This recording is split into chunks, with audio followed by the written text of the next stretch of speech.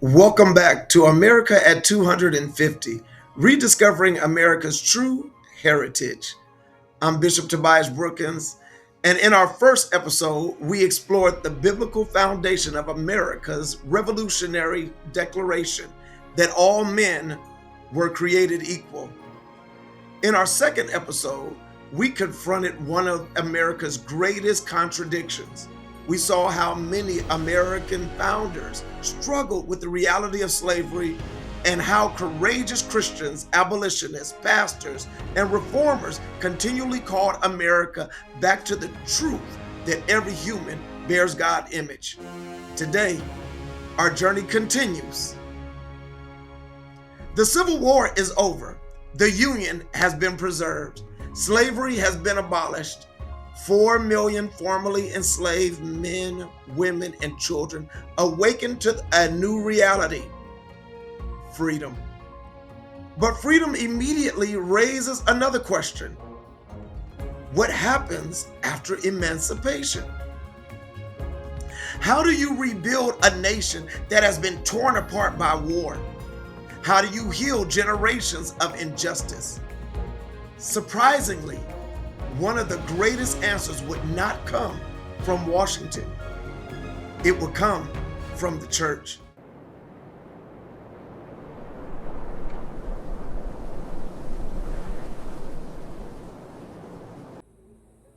The year was 1863. President Abraham Lincoln issued the Emancipation Proclamation. 2 years later, the 13th Amendment permanently abolished slavery throughout the United States. For millions, chains were finally broken. The nation rejoiced, yet victory came at an enormous cost. More than 600,000 Americans had died during the Civil War. Families had been shattered. Entire cities and communities have been devastated. The South, it laid in ruins. The nation had won the war, but it had not yet found peace. Standing at the center of this remarkable story is Abraham Lincoln. Lincoln remains one of America's most fascinating presidents. Although there is no historical evidence that he formally joined a church, few American presidents quoted scripture more than him. As the Civil War grew increasingly devastating, Lincoln's speeches reflected a profound belief in divine providence. He believed that God governs the affairs of nations. During his second inaugural address, only weeks before being assassinated, Lincoln reflected upon slavery and God's sovereignty. He declared, "The Almighty has his own purposes." Then he quoted scripture, "The judgments of the Lord are true and righteous altogether." Lincoln did not claim that God belonged to the North, nor did he claim that God had blessed one side without judgment. Instead, he suggested that perhaps the entire nation stood beneath God's righteous judgment because of slavery. Those words remain almost like they're remarkable expressions of humility ever spoken by an American president. Completely phenomenal. Freedom had finally arrived, but freedom alone was not enough. Formerly enslaved families needed schools, leadership, communities, hope. They needed opportunity, and most of all, they needed places where they could worship freely, worship the one true God. Across the South, churches that were led by African Americans multiplied. Churches that had once existed under white supervision increasingly became independent congregations. The church became far more than a sanctuary. It became also the schoolhouse. It was also the meeting hall. It was also the social center. It was also the bank of hope. The place where children learned how to read and write and do math, where marriages were celebrated, where businesses were encouraged, where future leaders were trained. Churches led by African Americans became one of the greatest institutions of resilience in American history. But freedom quickly encountered fierce resistance. Following the Civil War, militants organized themselves, the Ku Klux Klan, sponsored by the Democrat Party. They went into Reconstruction and they got mad about the efforts of the Republicans to make sure that African Americans had what they needed. Under Democrat control in the federal states, the Ku Klux Klan rained violence on African American community. Night riders appeared beneath covered darkness. Crosses were burned on lawns. Churches were burned. Schools were attacked. Pastors threatened. Teachers were beaten. Republican office holders, they were intimidated. Black citizens who attempted to vote often were met with violence and even murder.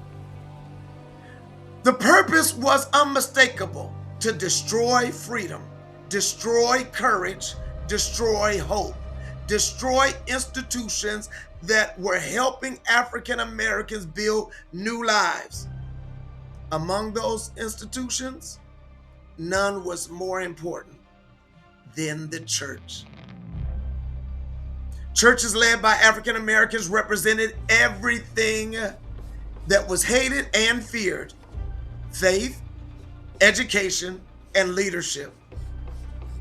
Family, community. These were all things that the KKK and others hated. And the unwavering conviction that every man, woman, child had been created in the image of God. They hated that. Yet the church refused to surrender.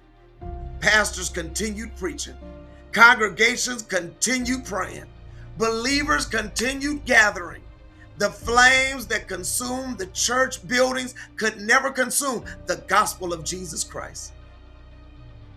The Reconstruction came to an end, and then another battle emerged.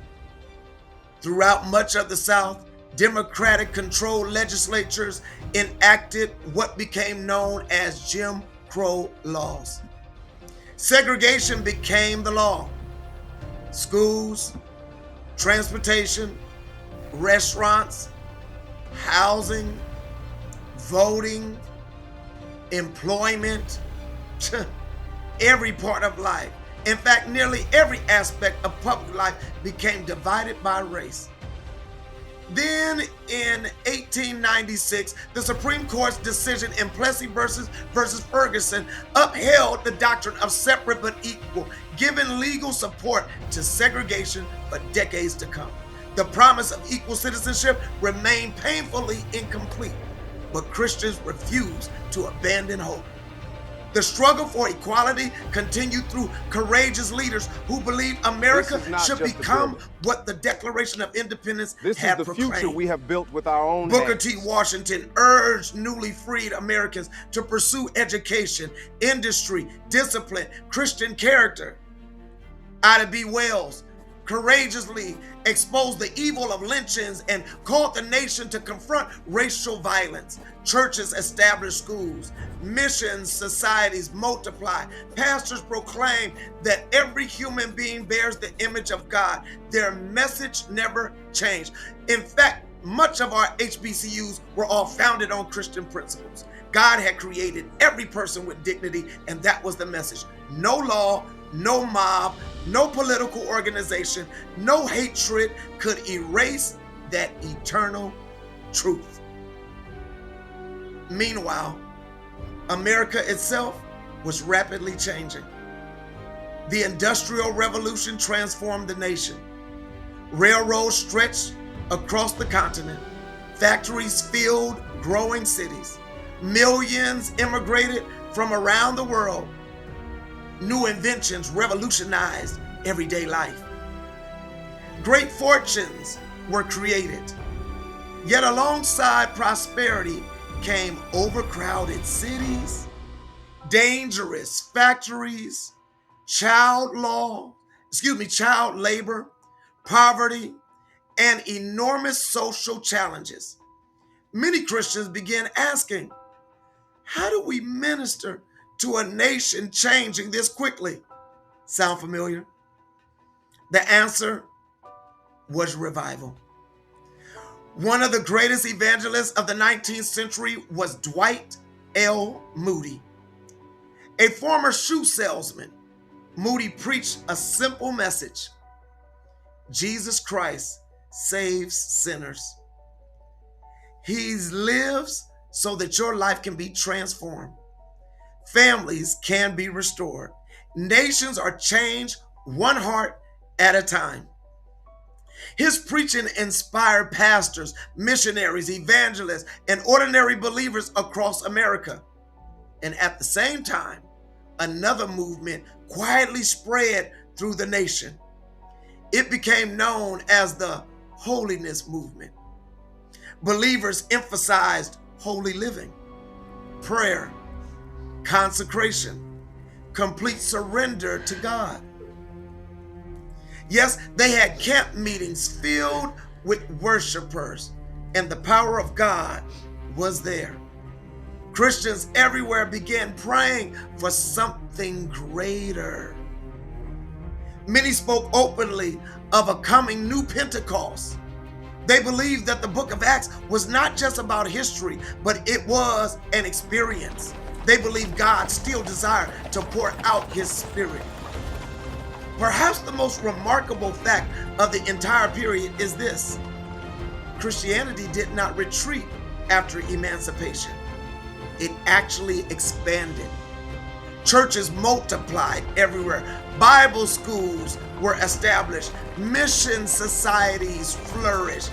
The black church, as they call it, grew stronger despite persecution. Revival meetings filled the tents. Revival filled sanctuaries. It actually filled open fields. Many believers concluded that political reconstruction alone could never heal our great nation. The nation also needed spiritual reconstruction. The hope of millions was not merely a stronger economy, not merely a stronger government, not merely a stronger military. Their hope was a revived people. By the closing years of the 19th century, the stage was all set. America had survived the Revolution.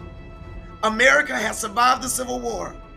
Slavery had been abolished. The Constitution had been amended. The church endured persecution on every front, and churches that were led by African Americans had become one of the strongest institutions in America. The holiness movement has stirred thousands to seek a deeper walk with God. Across the nation, believers prayed. They said, "Lord, visit us again." Few could have imagined that God's answer would come from one of the most unlikely places in America. It didn't come from Washington. It wasn't in New York, wasn't in Boston, but a modest little mission on a little tiny street in Los Angeles. Yes, you know it. The address was 312 Azusa Street. There, under the leadership of a humble African-American preacher, William J. Seymour, one of the greatest revivals in the history of Christianity would begin. Its influence would spread across America and eventually to the entire world. That, though, will be in the next story and the next episode. Thank you for joining me for episode 3 of America at 250, Rediscovering America's True Heritage. If this documentary has encouraged you, invite someone to subscribe, share it with a friend. Continue this journey with us as we rediscover our faith, the people, and the principles that have helped shape this nation. I'm Bishop Tobaise Brookins. Thank you for watching. Remember, you are a champion, and God bless the United States of America.